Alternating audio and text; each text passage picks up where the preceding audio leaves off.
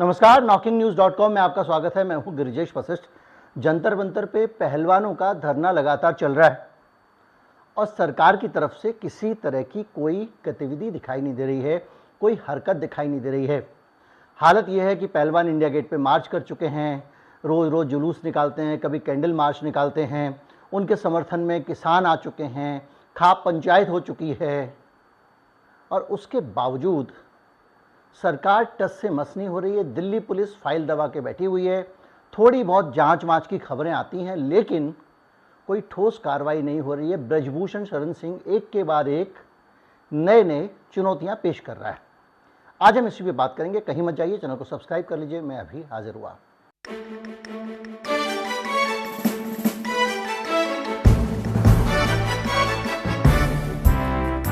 हम कई वीडियो बना चुके हैं ब्रजभूषण शरण सिंह के ऊपर, किसका हाथ है, ब्रजभूषण शरण सिंह को किससे शय मिल रही है, वगैरह वगैरह। और ये बात तय है कि ब्रजभूषण शरण सिंह को अगर पॉलिटिकली पैट्रोनेज ना मिले तो वो समझ लीजिए बहुत खतरनाक टाइप का एक व्यक्ति है, क्योंकि रिकॉर्ड आप सब जानते हैं। मैं आपको बता चुका हूँ किस तरह से हत्याओं में मामला रहा है। जे हॉस्पिटल केस इतना खतरनाक केस था जिसमें दाऊद के लोगों ने अस्पताल के अंदर घुस के कत्लेआम मचा दिया था।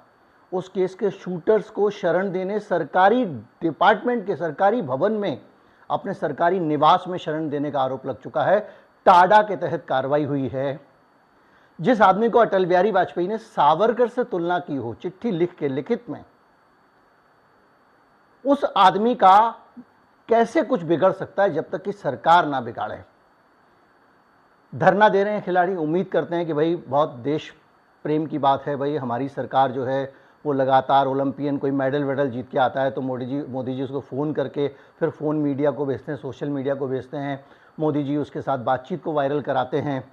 मोदी जी उनका ख्याल रखते हैं, उनको बुलाते हैं, उनके साथ फ़ोटो खिंचाते हैं। तो इन ओलंपियन को लग रहा था कि भाई अब हम इतने इम्पोर्टेंट हैं तो अगर हम कोई शिकायत करेंगे तब तो सरकार ध्यान देगी ही देगी। लेकिन आप देख रहे हैं अब बड़ा मसला यह है कि सब के बाद क्या, इतना सब कुछ होने के बाद आज अगर ब्रजभूषण शरण सिंह का कॉन्फिडेंस बढ़ता जा रहा है, रेसलिंग फेडरेशन ऑफ इंडिया के अध्यक्ष के तौर पर उनके सारे राइट छीन के एक एडॉक कमेटी को दे दिए गए हैं, लेकिन सरकार ने उनको अध्यक्ष पद से नहीं हटाया। कार्यकाल पूरा हो गया है लेकिन हटाया नहीं है। और दूसरा, अब चुनाव होने तक वो रहेंगे पद पे। उनकी पकड़ इतनी पक्की है कि उनका बेटा, उनका दामाद, सारे फेडरेशंस में उनके चमचे भरे पड़े हैं। चुनाव होगा, वो चुनाव जीत जाएंगे। तो करना पड़ेगा सरकार को, और सब कुछ सरकार के हाथ में। सरकार चाहे तो कर सकती है, लेकिन बड़ा सवाल इस बात का है कि सरकार करना क्यों नहीं चाह रही है। मोदी सरकार क्यों कुछ नहीं करना चाह रही। आज इसी पे बात करेंगे, समझेंगे। हमारे साथ होंगी संतोष दहिया, जो सोशल एक्टिविस्ट हैं और लगातार इस तरह के मामलों पे लड़ती रहती हैं और पहलवानों के साथ भी खड़ी हैं। अभी हम उनसे बातचीत शुरू करते हैं। संतोष जी, आपका स्वागत है चैनल पे। संतोष जी, किस रूप में और कैसे आप जुड़ी इस आंदोलन से? सबसे पहले तो मैं आपके चैनल को धन्यवाद करना चाहूंगी कि आप इस तरह के जो ज्वलंत मुद्दे हैं उनको आप लगातार उठा रहे हैं। और इससे जुड़ने का जो मेरा सिलसिला था, मैं खुद एक स्पोर्ट्स पर्सन रही हूँ। अब वो चीजें समझ में आ रही है कि कहीं ना कहीं ये जो सिलसिला है ये आज का नहीं, ये शायद पुराना है। और इन लड़कियों ने हिम्मत की है ये बात करने की, ये बात उठाने की। तो मुझे लगा कि इस मुहिम से हम सबको जुड़ना चाहिए। जिसमें जरा सी भी आत्मा बची है उनको इस मुहिम से जुड़ना चाहिए, जी जी क्योंकि जी जी, ये जो बिल्कुल मुहिम खास है तौर वो मुहिम है जो हमारे देश का शान है। ये बेटियां पे। हमारा सम्मान है। जी और इन्होंने इस देश का नाम रोशन केवल देश में ही नहीं किया, बल्कि जी विदेश की धरती पे जाके इन्होंने तिरंगे का मान जी, बढ़ाया है। ये वो लड़कियां हैं। और बल्कि इन्होंने उनके जब जनवरी उनके में ये मान बढ़ बैठी, उनके मान बढ़ने का लाभ लेकर इस देश के बड़े-बड़े नेताओं ने अपना मान बढ़ाया है। उनके साथ फ़ोटो खिंचा के, उनको बुला के, उनको बधाई देके। जी एग्जैक्टली यही सबसे बड़ी दुखद बात है कि जब जरूरत होती है तो जी, इनके साथ सेल्फी ली जाती है, फोटो खींचे जाते हैं, इनको बुलाया जाता है, इनका मान सम्मान किया जाता है। जब देश की बात आती है और इन बच्चों ने उस देश का मान बढ़ाया, जिस देश के बड़े-बड़े लोग आज इनकी बात सुनने के लिए तैयार नहीं है, वो सब लोग इनके साथ जुड़ना चाह रहे थे, इनके साथ बात करना चाह रहे थे, इनसे मिलना चाह रहे थे। आज क्या इन बच्चों में ऐसा क्या हो गया कि आज वो इनको देखना तक नहीं चाहते। इन्होंने जब शुरू में आंदोलन शुरू किया, तो हमने उसको स्टडी किया कि क्या मामला क्या है, ये बच्चे इन्होंने इतना बड़ा स्टेप कैसे उठाया है। तो जी, हमने धीरे-धीरे इन बच्चों से बात करनी शुरू की और जहाँ तक मुझे जो समझ आया, मुझे ये आया कि शोषण तो बहुत समय से हो रहा था इनका, लेकिन इन्हें ये जी, हिम्मत नहीं जुटा पाई। और ये स्टेटमेंट भी मैंने देखी थी विनेश फोगाट की। विनेश फोगाट ने ये कहा कि जब मेरे साथ इस तरह का सब हो रहा था, तो मैंने सुसाइड करने तक सोची थी क्योंकि हमारी कोई बात सुन नहीं रहा था। आप देखिए ना, ये जी, वो बच्चियाँ हैं जो करीम जिसको हम कहते हैं, देश की करीम जिसको हम कहते हैं, ये बच्चियाँ उस जी। 1-2% लोगों में आती हैं।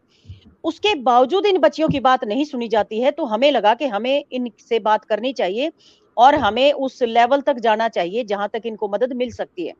फिर अभी हमें अभी ये अभी समझ आपका आया। जो जी, जी, अभी आपका जो आंदोलन का स्टेटस चल रहा है, उसमें आप लोग कैंडल मार्च निकाल चुके हैं, आप इंडिया गेट पे रैली निकाल चुके हैं, लंबे समय से धरना चल रहा है, 2 खाप पंचायतें हो चुकी हैं और इस सब के बावजूद सुप्रीम कोर्ट ने आदेश दिया, एक एफआईआर रजिस्टर हो गई, उसको रजिस्टर करके एक तरफ रख दिया गया। थोड़ी बहुत फॉर्मेलिटी, कोई इन्वेस्टिगेशन हुई होगी तो हुई होगी। तो जो उस कानून के तहत गिरफ्तारी होनी चाहिए, दूसरी चीज़ें होनी चाहिए, वो भी कुछ नहीं हुई है। तो हो ये रहा है कि करीब-करीब स्थिति ऐसी है कि सारे के सारे ये जो लड़कियाँ हैं हमारी खिलाड़ी, ये संघर्ष कर रही हैं, ये धक्का लगा रही हैं, लेकिन ऐसा लग रहा है कि सामने एक बहुत चट्टान है जिसको आप हिला ही नहीं सकते हैं। तो कभी आपके मन में या जिन लड़कियों के मन में आपने वो निराशा देखी है? नहीं, लड़कियाँ बहुत मजबूत हैं।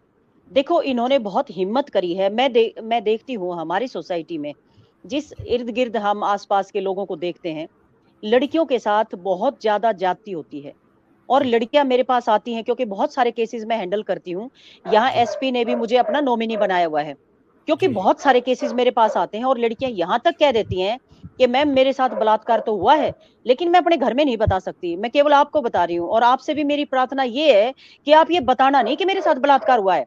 ये तो अब मैं केवल बात कर रही हूँ आपके सामने कि मुझे वो लगातार बलात्कार हो रहा है मेरा, उससे मुझे किसी तरह छुटकारा मिल जाए। मतलब वो जी, छुटकारा तो चाहती है, लेकिन वो कानून की मदद नहीं लेना चाहती, वो माँ-बाप को नहीं बताना चाहती, वो मदद वो मतलब चोरी-छिपे मतलब उस बैक डोर से माँगना चाहती है, जिससे उसकी मदद तो हो जाए जो लेकिन पब्लिक को जो पता ना एक लगे। हाँ, एक सोशल ट्रॉमा है और ख़ास तौर पे क्योंकि जब लड़की के क्योंकि साथ हम कोई और ऐसी अपराध होता है, तो लड़की को ज़्यादा हमारा समाज ऐसा लगता है सताएगा। मीडिया में भी ये है कि भई लड़की का नाम मत बताओ, लड़की के बारे में मत बताओ कि सब लोग ये एक ट्रॉमा है हमारे समाज में कि भई ये लड़की का नाम पता लग जाएगा तो समाज उसे प्रताड़ित करेगा। एग्ज़ैक्टली क्योंकि और हम उस जिस पूरे सोसाइटी में वातावरण में रहते हैं। लड़कियाँ निकल के आती हैं, तो बड़ा एक अपने आप में बहुत हिम्मत का काम है। बिल्कुल, जैसे जिस वातावरण में हम रहते हैं, अगर किसी बच्चे के साथ ऐसा कुछ होता है, तो उस बच्ची को ही क्रिमिनल माना जाता है। जी, ये नहीं सुना जाता कि भई वो ऐसा बोल रही है तो उसकी कोई मदद करे ना। उस लड़की को हे दृष्टि से देखा जाता है और उसका इतना मजबूर कर दिया जाता है कि कई बार लड़कियाँ सुसाइड तक कर जाती हैं हाँ, और क्या घरवालों ज़रूरत थी को इतनी रात बता को घर नहीं से पाती हैं। निकलने की? क्या ज़रूरत थी इतनी बिल्कुल, रात को घर से निकलने की? ऐसे कपड़े यहाँ पहन के तक क्यों कहती जाते हो? हैं कि तुम नहीं, कपड़े की तो बात छोड़ो, कहती हैं कि वो तेरी तरफ देख रहा था, तुझे कैसे पता लगा? तू उसकी तरफ देख रही होगी तभी तो पता लगा होगा कि वो जी, देख रहा जी, था। जी, ऐसी मानसिकता के जैसे समाज में कैसे आप उम्मीद करते हो कि इन पहलवान बेटियों ने इतनी हिम्मत की है, एक ऐसे बाहुबली के अगेंस्ट, जो बाहुबली ऐसा जिसके सरकार भी हाथ डालने में हिम्मत नहीं कर पा रही है। ऐसे बाहुबली के विरोध में इन बच्चियों ने हिम्मत दिखाई है। मैं तो सैल्यूट करती हूँ इन लड़कियों को, इन्होंने इतनी मैं हिम्मत बार-बार दिखाई है। वही वही और वही सबसे बड़ी वही बात क्या है। मैं वहीं आना चाह रहा हूँ, मैं ये समझना चाह रहा हूँ कि ठीक है, लड़कियों ने हिम्मत दिखाई, इसमें कोई शक नहीं है। लेकिन आप हिम्मत उठा के कबड्डी में निकल गए हैं आप, 2 लेयर निकल गए हैं पाले में।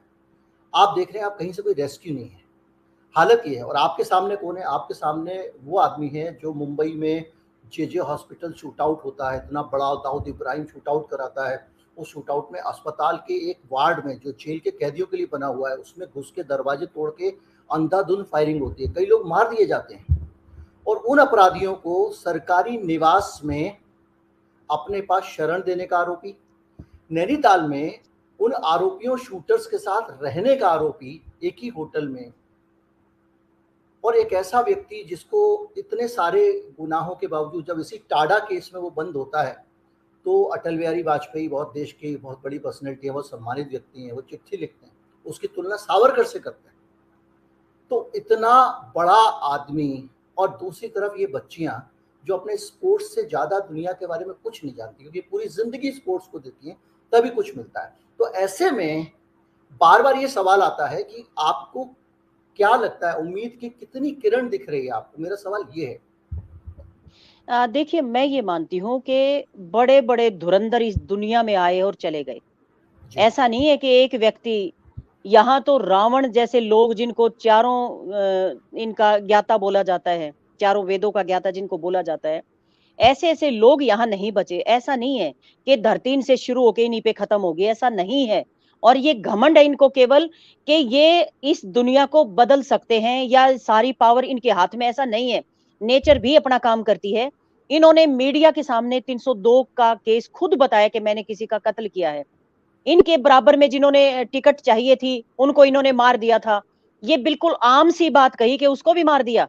मतलब ऐसे बोला गया था उस वक़्त, मैं नाम नहीं लेना चाहूँगी, कि इतने बड़े बाहुबली के विरोध में जब इन बच्चियों ने हिम्मत दिखाई है, तो हम सब नागरिकों का ये फर्ज बनता है कि हम इन बच्चियों के कंधे के साथ कंधा मिलाएँ। हमें मालूम है कि न्याय इनको बहुत जल्दी नहीं मिलेगा, क्योंकि इन इस ऐसे मतलब मैं इसको बदमाश कहूँगी या इसको गुंडा कहूँगी, इसको कोई शब्द दे लो आप। कत्ल इसने कर दिया, टाडा में ये बंद रहा है, मतलब ऐसा आदमी जिसको हाथ लगाने में सरकार भी पीछे कदम अपने कर रही है, उसके बावजूद हम लोग खड़े हैं, क्योंकि उन बच्चियों ने खाप पंचायतों के सामने आके ये कहा कि हम आप मतलब हमारी आप मदद करें। हम मदद चाहते हैं, और उन बच्चियों ने जब हमसे रिक्वेस्ट करी कि हम मदद चाहते हैं, तो हम आगे आए हैं। क्योंकि हम उस समाज में रहते हैं कि कोई भी व्यक्ति हमारे पास आता है और वो ये कहता है कि हमें मदद चाहिए, तो हम वहाँ मदद करने के लिए खड़े हो जाते हैं, और हम पानी का पानी और दूध का दूध करना चाहते हैं। हम बार-बार प्रधानमंत्री से आग्रह करना चाहते हैं कि इन बच्चियों की बात सुनें। और मैं तो इनकी जो अभी बीच में एक महिला प्रस्ताव आया था। जी, जी, जी। इनकी जो महिला मंत्री है, जो बार-बार इतने बड़े, हमने देखा है कि जब ₹2 सिलेंडर गैस बच जाती थी, तो सिलेंडर सर पे रख के नाचती थी वो। आज बच्चियों की अस्मिता के साथ खेला जा रहा है, उनके मुँह से एक शब्द नहीं निकलता है। लानत ऐसी उन सांसदों के ऊपर, जो संसद में बैठ के सरकार की फ़ेवर करती हैं।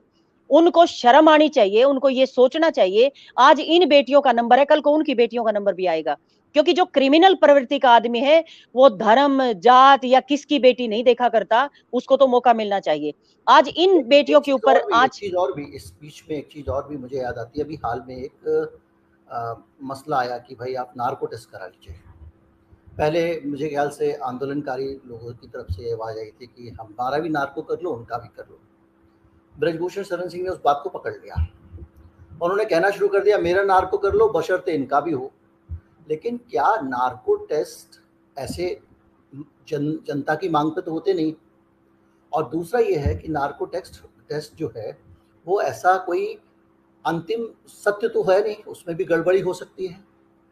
बहुत सारे रिसर्च हुए जिनके ज़रिए पता चला है कि आप उसको मैनिपुलेट कर सकते हैं। तो नार्को टेस्ट तो तब होगा ना जब कोई इन्वेस्टिगेटिव एजेंसी चाहेगी कि भैया अगर पुलिस समझेगी कि भाई नार्को टेस्ट होना चाहिए और वो जांच आप में देख सहयोग नहीं कर रहे हैं और उनके ज़रिए अगर वो निकलवाना चाहते हैं, तब वो अदालत से परमिशन लेंगे, वो व्यक्ति बोलेगा हाँ जी मैं टेस्ट देने को तैयार हूँ। तो ये आपको नहीं लगता है कि डायलॉग बाजी के अंदर पूरी जो सीरियसनेस है इसकी, ये जो कुछ हुआ इसकी ये गंभीरता ये खो जा रही है? एग्ज़ैक्टली, आप बिल्कुल सही बोल रहे हो, क्योंकि मैं पहली बार ये देख रही हूँ कि कोई क्रिमिनल ये कहता है मेरा नार्को ले लो। एक क्रिमिनल ये कहता है कि अगर प्रधानमंत्री कहेंगे, गृह मंत्री कहेंगे या राष्ट्रीय अध्यक्ष कहेंगे, तो मैं इस्तीफा दे दूँगा। मतलब कंडीशनल वो बात कर रहा है, एक क्रिमिनल कंडीशनल बात कर रहा है। आप देखिए ना कितना मतलब विचित्र मामला है ये। इन बच्चियों की तरफ कोई डिबेट वाला आप जैसे महानुभाव लगे हुए हैं, अदरवाइज़ जो मेन स्ट्रीम का मीडिया खुद को जो कहता है, एक शब्द उनके मुँह से नहीं निकलता। और जो कमेटी बनाई गई, इंक्वायरी की जो कमेटी बनाई गई, इंक्वायरी वाली कमेटी ये कहती है कि वो तुम्हारे पिता तुल्य हैं, तुम उनके ऊपर ये इल्ज़ाम मत लगाओ। तो आप देखिए ना, नार्को का क्या ये लोग नहीं, मिसयूज़ नहीं करेंगे? उस इंक्वायरी में तो और भी बहुत सारी अजीबो-गरीब चीज़ें हुई थी, जैसे कि उनको वहाँ दफ्तर में बुला लिया एसएआई के और वहाँ पे उनको बिल्कुल, बाहर बेंच पे बिठा दिया लड़कियों जिनके बयान होने थे। पूरा स्टाफ वहाँ घूम रहा है, देख रहा है ये वो यही वो लड़कियाँ हैं। यौन उत्पीड़न बिल्कुल। के जो आरोपी हैं, उनकी तो पहचान बड़ी गुप्त रखी जाती है। एक तरफ तो दूसरा ये वहां कहते पे हैं कि जी, और एक और चीज है जिसको मैं सुना नहीं, आप लोगों ने कभी उठाया कि नहीं उठाया, कि जब इंक्वायरी हो रही है तो वहां पे एक आदमी जूम के जरिए इंक्वायरी में पार्टिसिपेट कर रहा है, यानी दूर से कैमरे पे इंक्वायरी में पार्टिसिपेट कर रहा है। और वहां पे क्या जूम में कैमरे के जो दूसरे छोर पे बैठा हुआ है, क्या वहां ब्रिजभूषण शरण सिंह जैसे लोग बैठे हुए नहीं हो सकते थे? नहीं, बिल्कुल ऐसा ही हुआ होगा। जी। बिल्कुल ऐसा हुआ होगा, नहीं तो मतलब कैमरे का क्या मतलब, ज़ूम का क्या मतलब है? जब इंक्वायरी चल रही है, रिकॉर्डिंग वो कहती है, लड़कियों ने बताया कि जब रिकॉर्डिंग हो रही थी, तो हम जब वो बात बता रहे थे, तो रिकॉर्डिंग बंद कर दी जाती थी। आप देखिए ना, तो इंक्वायरी में जो लोग बैठे थे, उनको भी इतना तो समझ आना चाहिए था कि जो आज वो इस तरह से फ़ेवर कर रहे हैं, क्या कल को उनकी बेटी नहीं हो सकती क्या इन बेटियों की जगह?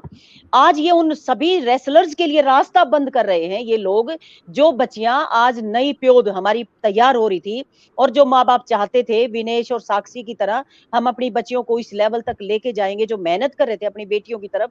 आपको मैं आंकड़ा बताती हूँ कि अखाड़ों से बच्चियों को वापस लाना शुरू कर दिया है पेरेंट्स ने। कह रहे हैं ऐसा खेल हमें नहीं चाहिए। जिस खेल में बच्चियों का शोषण होता हो, वो खेल हमें नहीं चाहिए। इस तरह से मतलब इस गेम को बंद किया जा रहा है।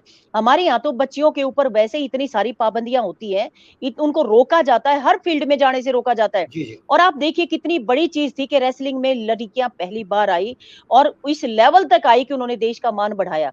कितनी मेहनत लगी होगी और वो कहते हैं कि ₹15 का मेडल, उसको शर्म आनी चाहिए, जो जिस संस्था का वो अध्यक्ष रहे हैं। उस संस्था के बच्चे मेडल लेके आ रहे हैं और वो कह रहे हैं कि ये ₹15 का मेडल मिल जाता है।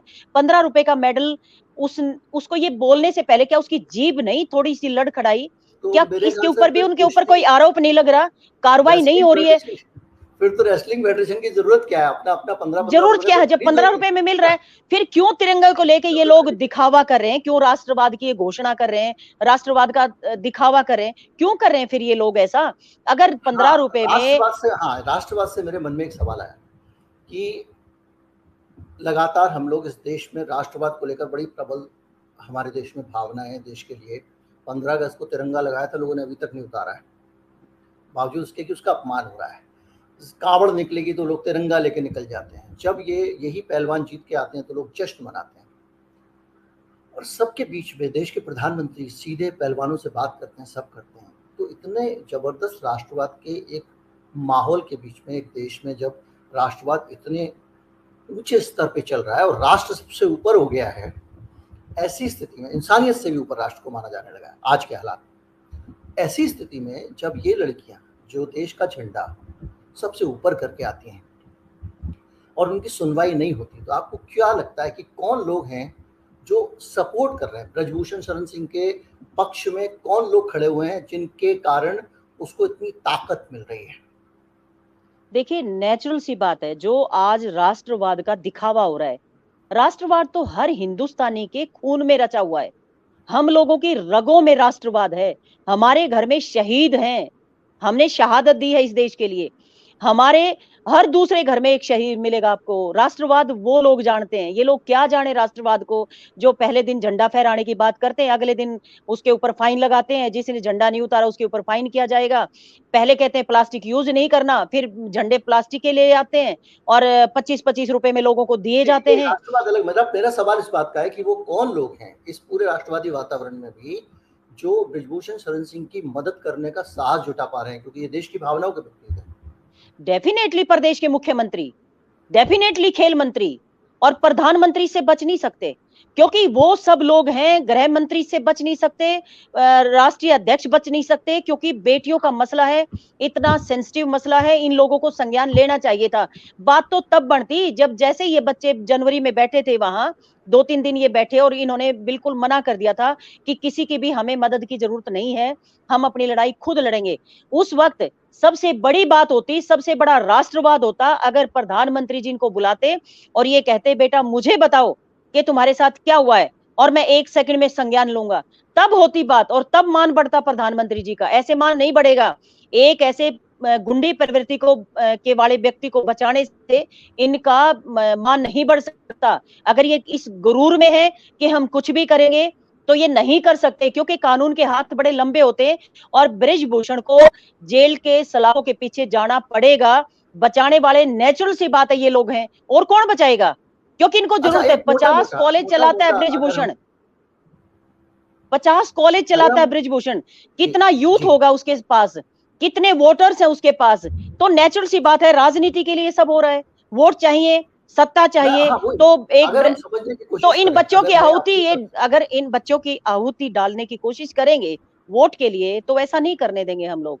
अगर ये अगर चाहते हैं हम कि हम मोटा मोटा, वोट की। जी जी जी जी, अगर हम मोटा मोटा समझने की कोशिश करें कि कौन कौन लोग बचाने के लिए हो सकते हैं, तो एक खेल मंत्री पे आरोप लगा कि जो पूछताछ बिल्कुल, होती थी, मुख्यमंत्री शिकायत होती शाम थी, वो सारी सूचनाएं खेल मंत्री उठा के उनको पहुंचा देते थे, आपके आ, आ, आ, आरोपी के पास पहुंचा ब्रिज, देते थे। बिल्कुल बिल्कुल, सबसे पहला काम तो खेल मंत्री ने किया। क्योंकि जब इन बच्चियों ने खेल मंत्री को बताया, ये चाहती थी कि हमारी बात खेल मंत्री तक चली गई और उसके बाद वो उस पे कार्रवाई हो। अब खेल मंत्री ने क्या किया? सबसे पहले तो आरोपी को ही बताया कि तुम्हारे अगेंस्ट ऐसे ऐसे करके कार्रवाई हो रही है या शिकायत आई है। सबसे पहले तो उनको ही बताया। उसके बाद जो संज्ञान लेना बनता था वो प्रदेश के मुख्यमंत्री का भी बनता था, क्योंकि वो कहते हैं हमने तो गुंडा राज ही खत्म कर दिया। अगर गुंडा राज खत्म कर दिया तो ब्रिजभूषण कौन है? जिसके ऊपर 40 से ज्यादा मुकदमे दर्ज हैं, वो कौन है? ये भी तो बात आएगी ना। तो मुख्यमंत्री को भी इसमें कटघरे में खड़ा होना होगा। और सबसे बड़ी बात प्रधानमंत्री जी के ऊपर आएगी, गृह मंत्री जी के ऊपर आएगी, क्योंकि उनको चाहिए कि इनको ना बचाएं, इन बच्चियों की बात सुने और कार्रवाई करें। मैं कह रही हूं, लड़कियों ने शिकायत करी, एक पोक्सो एक्ट के तहत 24 घंटे के अंदर गिरफ्तारी होनी चाहिए थी। क्या कोई और व्यक्ति होता ब्रिजभूषण की तरह, जी जी, तो मैं क्या उसको सिलसिलेवार तरीके छोड़ा से, जाता? जी मैं वहीं आ रहा हूँ, मैं ये चाह रहा हूँ कि हम एक तरह से समझने की कोशिश करें कौन कौन लोग हो सकते हैं। अब जैसे आपने एक ये पॉइंट उठाया कि दिल्ली पुलिस एफआईआर रजिस्टर कर लेती है, लेकिन कोई कार्रवाई नहीं करती है, पास्को में नहीं, हो रही है एफआईआर एफआईआर, रजिस्टर्ड कहाँ करती है? वो तो सुप्रीम जब कोर्ट सुप्रीम जी का, कोर्ट कर, जी जी, सुप्रीम कोर्ट का तो आदेश था, ये, तब इन्होंने एफआईआर दर्ज की तो है। ये पूरा और डिपार्टमेंट, जी जी जी, हम पोक्सो समझने की एक्ट कोशिश के कर रहे हैं। तहत। जी ये जी। पूरा पूरा डिपार्टमेंट जो है पुलिस दिल्ली की जो है, वो गृह मंत्री अमित शाह जी के अंडर में है। अंडर है, बिल्कुल। तो दूसरा तो नाम फिर आता है गृह मंत्री अमित शाह का, कि, अमित शाह जी का, बिल्कुल कि वो अगर चाहें तो ये छठ से रिपोर्ट दर्ज हो जाए। दर्ज हो जाती, बिल्कुल, और उनको गिरफ्तार भी तीसरे किया अगर जा आप सकता था।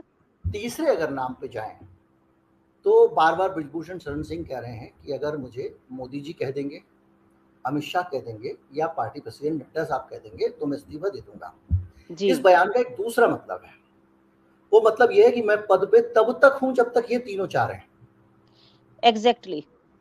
तो ये परिस्थिति एक तरफ जांच जो है उसको प्रभावित कर रहा है खेल मंत्री, दूसरी तरफ अगर सुप्रीम कोर्ट के आदेश से एफआईआर हो जाती है तो पुलिस का जो आगे की कार्रवाई होनी चाहिए, गृह मंत्री उसको आगे बढ़ाने में रुचि नहीं ले रहा है। और पार्टी के जो बड़े नेता है जिसमें प्रधानमंत्री भी हैं, प्रधानमंत्री के अंदर में तो सभी हैं, उनकी तरफ से भी कोई चीज नहीं आती है। तो क्या हम ये माने कि ये पांचों लोग इसके पीछे जिम्मेदार हैं? एग्जैक्टली, बिल्कुल, पांचों लोग जिम्मेदार हैं। सबसे पहली तो मैं आपको सीधे शब्दों में ये बताना चाहती हूँ, कोई लड़की एफआईआर दर्ज कराती है, चाहे कोई भी है, ये तो वो लड़कियां हैं जो जो देश की शान है, लेकिन कोई जी भी जी लड़की अगर ये कहती मेरे साथ छेड़छाड़, तो पहली दफा, पहली बार में ही एफआईआर दर्ज हो जाती है। ये कानून कहता है। और जी पोक्सो एक्ट के तहत 24 घंटे के अंदर गिरफ्तारी हो जाती है।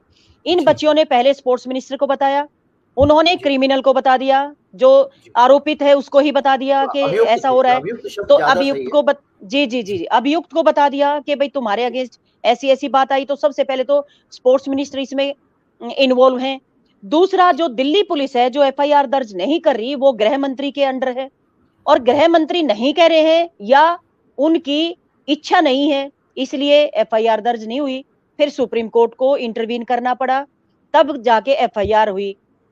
तीसरी बात जो इसमें सबसे खास है, पोक्सो एक्ट के तहत कानून ये कहता है 24 घंटे के अंदर गिरफ्तारी होनी चाहिए, वो भी नहीं होती है। वो किसके अंडर है? वो गृह मंत्री के अंडर है। तो गृह मंत्री उससे नहीं बच सकते। राष्ट्रीय अध्यक्ष नड्डा साहब हैं। नड्डा साहब का जब उन्होंने ये कह दिया बार बार कि मेरे को अगर तीन लोग, जो प्रधानमंत्री, नड्डा साहब या गृह मंत्री मुझे बोलेंगे तो मैं इस्तीफा दे दूंगा, अगर वहां से कोई बात नहीं आती तो फिर हम इनको रिस्पॉन्सिबल कैसे ना माने? कोई एक तो रास्ता बताएं आप कि हम इनको रिस्पॉन्सिबल ना माने, कैसे ना माने? दूसरी बात, ये तो बच्चियां अभी जी अभी आप प्रधानमंत्री, जी ये एक खास बात जो इसमें बताने की है वो ये है, ये बच्चियां ऐसी बच्चियां हैं जिनको प्रधानमंत्री जी नाम से जानते हैं, जिनको गांव से जानते हैं, जिनके गोत्र से जानते हैं। ऐसे में इन बच्चियों की संज्ञान क्या प्रधानमंत्री जी को नहीं लेना चाहिए था? क्या उनको नहीं पूछना चाहिए था कि तुम्हारे साथ क्या हुआ है और ये क्यों नहीं हो रहा है? क्या एक शब्द उन्होंने बोला? 100वां एपिसोड था मन की बात का, इन्होंने अभी जब ये धरने पे बैठी थी तब ही 100वां एपिसोड आया था मन की बात का। क्या उन्होंने एक बार भी इन बच्चों का जिक्र किया? क्या उन्होंने एक अब बार कुछ इनको सवाल आश्वासन दिलवाया जी जी कि अब कुछ मैं सवाल जरूर जो कार्रवाई? अब कुछ सवाल जिनके जवाब जो है वो मुझे नहीं मिल रहे हैं और मैं आपसे जानना चाह रहा हूँ, क्योंकि मैं यहाँ पे मैं जब यहाँ बैठा हूँ स्पीच पे, तो मेरा मकसद ये है सभी चीज़ों को देखना। तो मैं इस फेडरेशन ऑफ इंडिया जो है, रेसलिंग फेडरेशन ऑफ इंडिया, उसकी वेबसाइट पे गया, तो वहाँ देख रहा हूँ कि जो सेक्सुअल हरासमेंट की को देखने के लिए कमेटी बनी है, उसमें सबसे ऊपर साक्षी का नाम है। इसके अलावा एक और कमेटी बनी है सिलेक्शन कमेटी, उसमें भी साक्षी का नाम है। तो इतनी अहमियत जब इन खिलाड़ियों को मिल रही थी रेसलिंग फेडरेशन के अंदर, साक्षी का एक फोटोग्राफ भी हम देखते हैं जिसमें वो ब्रिजभूषण शरण सिंह के साथ वो कंफर्टेबल तरीके से खड़ी है, मतलब असहज नहीं लग रही है। तो क्या ऐसा एक वो टर्निंग पॉइंट क्या था जिसके कारण साक्षी को बिल्कुल सड़क पे आ जाना पड़ा इनके खिलाफ? देखो, मैं ये मानती हूँ क्योंकि लड़कियों को अगर कोई भी, जैसे अब ये अध्यक्ष हैं फेडरेशन के, अब ऐसे में ये लड़कियां खेल तो रही थी, ऐसा थोड़ी 10-12 साल से खेल रही हैं लड़कियां, जी तो इतने लंबे समय तक इन्होंने कुछ ना कुछ झेला होगा। जैसा मैं मान रही हूँ, इन्होंने कुछ झेला होगा, कुछ चीजें इन्होंने नोटिस करी होंगी और इन्होंने आपत्ति जताई होगी, आपत्ति के बाद भी वो चीजें रुकी नहीं होंगी, तो मसलन इन्होंने इनको इनको ये शिकायत करनी पड़ी होगी, जैसा मैं सोच रही हूँ। ये तो देखो, इंक्वायरी का एक पक्ष है जिसमें जी इंक्वायरी की जाएगी कि क्या हुआ, लेकिन जैसा मैं बीइंग ए लेडी मैं समझ रही हूँ, हमारे यहाँ अगर किसी के साथ कुछ भी हो जाता है तो उसको पब्लिक में बताने के लिए बहुत हिम्मत चाहिए, क्योंकि वो हिम्मत नहीं होती है, क्योंकि लोग उन्हें जीने नहीं देते हैं कि तुम, अच्छा ये वो लड़की जिसके साथ रेप हो गया था, अच्छा ये वो लड़की है। फिर कमेटी जो इंक्वायरी करते हैं वो लोग भी ये पूछते हैं कहाँ से छुआ, कैसे छुआ, मतलब इस तरह की उस प्रोसेस से उनको गुजरना होता, तो ऐसा अच्छा, कोई नहीं चाहती, जी कोई मैं नहीं समझ रहा हूँ कि चाहेगी उन्होंने लड़की। एक समय तक उन्होंने बर्दाश्त किया होगा और किसी किया तरह से होगा, उन्होंने मैं ये अपना मान रही हूँ ऐसा किया भैया होगा, निकालो और जब निकालो। सर से अब एक पानी सबसे ऊपर बड़ा गया सवाल होगा, जी, सर तो से तब पानी उन्होंने ऊपर गया होगा, क्या उचित तो अवसर मिला होगा कि इन्होंने अब ये कह ठाना सकते होगा। हैं, अब मोदी जी हमको जानते हैं तो अब हम कह सकते हैं, शायद ये भी दिमाग में हाँ रहा हो। बिल्कुल, उन्होंने देखा होगा कि अब हम उस लेवल पे आ गए हैं कि हमारी बात सुनी जाएगी। हो सकता है जी ये मनोबल उनका बढ़ा हो और तब उन्होंने इस बात को ओपन किया हो। जी एक सवाल और है, वो ये है कि मान लिया कि पॉस्को में 24 घंटे में गिरफ्तारी आप नहीं कर रहे हैं, लेकिन किसी भी मामले में जमानत भी नहीं देते हैं आप, अगर लगता है कि आरोपी जो है, अभियुक्त जो है, वो जांच को प्रभावित कर सकता है, अगर वो जांच पे असर डाल सकता है, तो आप उसको जमानत नहीं देते हैं। अदालत इसलिए जमानत नहीं देती कि बाहर जाके फिर ये जांच को प्रभावित करेगा। बहुत सारी बातें आ रही हैं जिसमें ब्रजभूषण शरण सिंह जो नाबालिग लड़की है, उसके रिश्तेदारों को फ़ोन करके उनके साथ में डील कर रहे हैं, चुप कराओ, ये कराओ, वो कराओ। ये सब चीज़ें भी हमारे सामने इस बीच में आई हैं। तो ये भी एक तरह से देखा है तो गिरफ्तारी का ये ग्राउंड बनता है। लेकिन मेरा एक सवाल ये है कि देश के जो प्रधानमंत्री हैं या गृह मंत्री हैं, खेल मंत्री हैं, अगर उनका नाम इसमें शामिल आ रहा है, तो ब्रिजभूषण शरण सिंह के इस्तीफे की मांग से ज़्यादा क्या उन लोगों के इस्तीफे की मांग नहीं होनी चाहिए? ब्रिजभूषण शरण सिंह की तो चलो गिरफ्तारी की बात समझ में आती है, लेकिन क्या प्रधानमंत्री का इस्तीफा मांगेंगे रेसलर्स आगे जाके? देखो, बिल्कुल हो सकता है और मांगना चाहिए, जी बिल्कुल मांगना चाहिए, क्योंकि जो लोग जिम्मेदार हैं इसमें, चाहे प्रोक्ष या प्रत्यक्ष या परोक्ष रूप से, वो सब उन लोगों की इन्वॉल्वमेंट मानी जाती है, क्योंकि ऐसा बाहुबली जो हर चीज को प्रभावित कर रहा है, जिनके अगेंस्ट एफआईआर तक दर्ज नहीं हो रही है, जिनकी जी गिरफ्तारी तो छोड़िए, मतलब आप पोस्को एक्ट के तहत उनको गिरफ्तार भी नहीं कर रहे हैं, जमानत की तो दूसरी की बात है। तो जी। ऐसे व्यक्ति, इतने बाहुबली व्यक्ति को कोई भी व्यक्ति शरण दे रहे हैं ये लोग, तो फिर नेचुरल सी बात है कि इनकी भी इस्तीफे की मांग होनी चाहिए। ये तो करनी जी, ही चाहिए इन लेकिन अभी लोगों को। अभी अभी की क्यों लेकिन नहीं गई अभी तक? लेकिन शुरुआत में आदमी उस स्टेप तक नहीं जाता है, सीधा कि कोई इस्तीफा मांग लेगा, हर किसी का कोई इस्तीफा दे देगा, ऐसा नहीं होता है। नहीं, स्टार्टिंग में इस्तीफा आदमी पहले माँगने का अपनी बात मकसद, करते हैं। इस्तीफा देने जैसे का मकसद नहीं होता, लोगों को घेरने का मतलब होता है कि ये आदमी ज़िम्मेदार है, ये लोगों से कहना लेकिन होता है। लेकिन देखो, स्टेप बाय स्टेप आदमी चलता है, कोई भी लड़ाई है। पहले आप लोअर कोर्ट में जाते हो, फिर आप सेशन कोर्ट में जाते हो, जी, फिर जी। आप हाई अच्छा, कोर्ट में अब जाते हो, आपका फिर जो सुप्रीम अगला कोर्ट में स्टेप जाते है, हो। ये आखिरी सवाल है मेरा, जो आपका अगला स्टेप है, वो ये है कि जिस दिन नई संसद का उद्घाटन हो रहा है, उस दिन आप वहाँ जाएँगे और प्रदर्शन करेंगे। इस जी। स्टेप को आप किस तरह देखते हैं? क्या ये आप इसको वहाँ कर पाएँगे? क्या इससे अ, गिरफ्तारियाँ होंगी? क्या इसके बहाने से आपके उस धरने को उठाने का मौका तो नहीं मिल जाएगा पुलिस को? नहीं, देखो, इसमें जो सबसे बड़ी चीज़ है, हमारा इसके पीछे मकसद क्या है, हमें भी मालूम है सरकार के हाथ बहुत लंबे होते हैं। और हमने जी, कितने सारे आंदोलनों में देखा है, बहुत सारे लोगों को मारा गया है। और जी, लाठीचार्ज, और ये तो वेरी कॉमन, ये तो बहुत ही जी, कॉमन सी चीज़ें हैं। जी। हम सब इन चीज़ों को जानते हैं, और हम टकराव की स्थिति बिल्कुल पैदा नहीं करना चाहते। हमारा मकसद केवल इतना है कि हम सब लेकिन महिलाएँ टकराव तो जाएँ। होगा, अगर आप और वहाँ जाएँगे तो टकराव होगा, तो क्या आप गिरफ्तारियाँ दे रहे हैं उस दिन? इसको दूसरी तरह नहीं, से नेचुरल समझा सी जाए? बात है ये। अगर अगर यहाँ नहीं जाने देंगे, ये गिरफ्तार करेंगे तो गिरफ्तारियाँ देंगे, नेचुरल सी जी, बात है। अगर ये हमें वहाँ नहीं जाने देंगे, गिरफ्तार करेंगे तो गिरफ्तारियाँ देंगे, नहीं तो जहाँ तक ये जाने देंगे वहाँ हम अपनी पंचायत करेंगे। और हम आवाज़ उठाएँगे कि माननीय प्रधानमंत्री जी, जो कानों में रुई आपने डाली हुई है, आप उसको निकालिए, एक बार अपनी इन बच्चियों की बात सुनिए। जिन बच्चियों को आप ये कह रहे थे कि ये मेरे घर की बेटियाँ हैं, उन बेटियों की एक बार बात तो सुनिए। क्या ऐसा कोई पिता या ऐसा कोई कोई अध्यक्ष या ऐसा कोई भी ज़िम्मेदार आदमी जिनके घर में बच्चे रो रहे हों, खासकर लड़कियाँ, क्या उनको वो सब चीज़ दिखाई ना दे? ऐसा हो सकता है, लेकिन हमारे देश में हो रहा है। आप देखिए ना, बेटी की बात करने वाली सरकार के सामने बेटियाँ लज्जित हो रही हैं, अपनी अस्मिता लूटने की वो बात सरेआम कर रही हैं, उसके बावजूद कोई कार्रवाई नहीं हो रही है, तो ये दुर्भाग्य नहीं तो और क्या है? इसमें हमारे पास कोई ऑप्शन नहीं बचता है।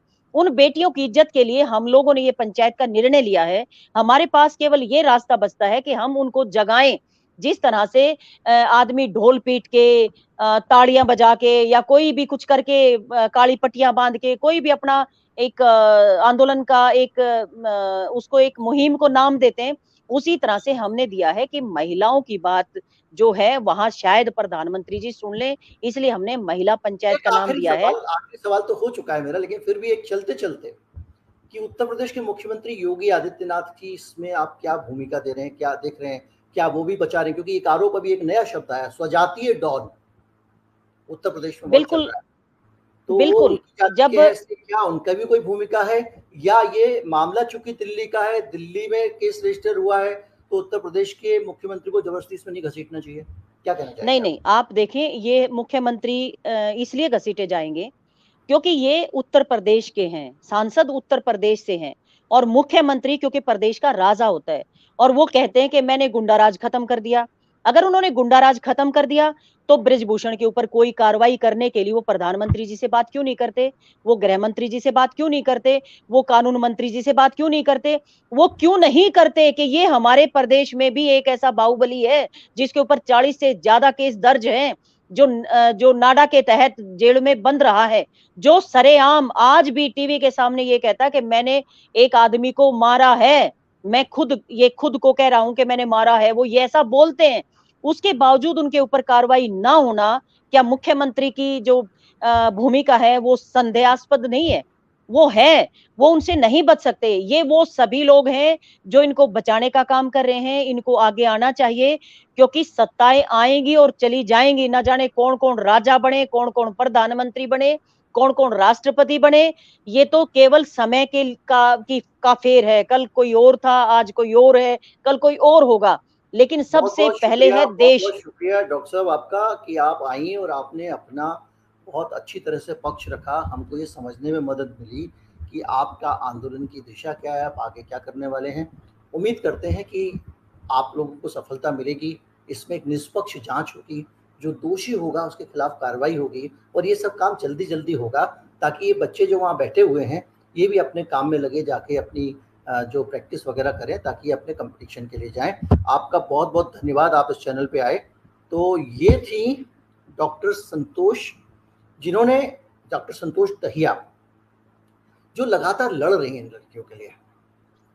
और आज हमने ये समझा किसान आंदोलन का अंदर से जो पक्ष है, जो किसान आंदोलन के जो लोग हैं, वो इस पर क्या सोचते हैं, ये हमने आज जाना। उम्मीद करता हूँ वीडियो आपको अच्छा लगा होगा। अच्छा लगा हो तो ज़्यादा से ज़्यादा लोगों तक पहुँचाएं, चैनल को सब्सक्राइब कर लें, और अगर आप सब्सक्राइब करते हैं तो उसमें घंटी वाला बटन दबाएं और उसके बाद ऑल दबाएं, तभी आपको पता चलेगा नया वीडियो आने पे। नमस्कार, जय हिंद।